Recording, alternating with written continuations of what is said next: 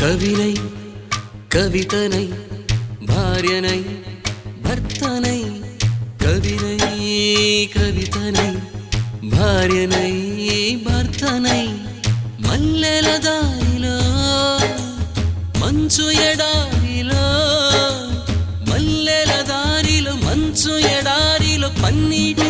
జయగీతాల కన్నీటి జలపాతాల నాతో నేను అనుగమిస్తూ నాతో నేనే రమిస్తూ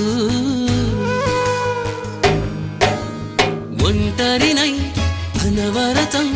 కంటున్నాను నిరంతరం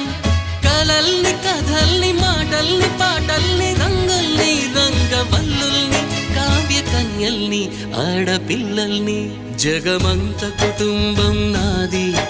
ఏకాకి జీవితం నాది